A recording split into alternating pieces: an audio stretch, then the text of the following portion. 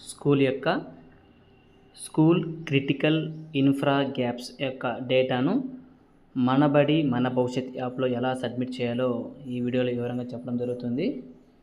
So దీనికోసం మనం మన బడి మన భవిష్యత్ అనే యాప్ని గూగుల్ ప్లే స్టోర్లో నుంచి డౌన్లోడ్ చేసుకోవాలి.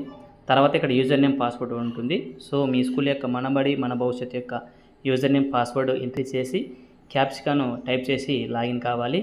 లాగిన్ అయిన తర్వాత మనకు ఇలా కనిపిస్తుంది మన బడి మన భవిష్యత్ అని చెప్పి. ఇక్కడ చాలా ఆప్షన్స్ అనేవి పేరెంట్ కమిటీ అని, పిఎఫ్సి టాయిలెట్ మెయింటెనెన్స్ ఫండ్ ఇలా కనిపిస్తుంటుంది. స్కూల్ మెయింటెనెన్స్ ఫండ్ కూడా ఇలా ఉన్న ఆప్షన్స్లో చివరికి వెళ్తే మనకు లాస్ట్లో school critical infra gaps identification అనే ఆప్షన్ అనేది లాస్ట్ చివరిలో ఉంటుంది.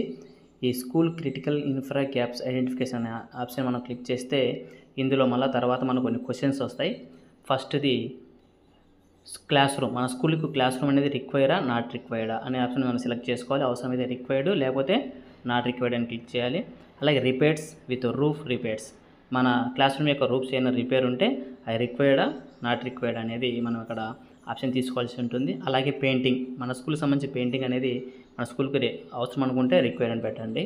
అలాగే నీడ్ ఫంక్షనల్ టాయిలెట్స్, సో మనకు సరిగ్గా పనిచేసే టాయిలెట్స్ అనేటివి అవసరమని అంటే ఆల్రెడీ ఉంటే నాట్ రిక్వైర్డ్, లేని వాళ్ళు రిక్వైర్డ్ అని పెట్టుకోవాలి. అలాగే డ్రింకింగ్ వాటర్ ఫెసిలిటీ, మన స్కూల్కి సంబంధించి డ్రింకింగ్ వాటర్ ఫెసిలిటీస్ అనేది ఉంటే నాట్ రిక్వైర్డ్ అని, లేని వాళ్ళు రిక్వైర్డ్ అనే ఆప్షన్ సెలెక్ట్ చేసుకోవాల్సి వస్తుంది. అలాగే ఎలక్ట్రిసిటీ, మన స్కూల్ యొక్క ఎలక్ట్రిసిటీకి అనేది అవసరమా లేదా, సో ప్రతి స్కూల్కి మేబీ ఎలక్ట్రిసిటీ అనేది ఉంటుంది కాబట్టి నాట్ రిక్వైర్డ్.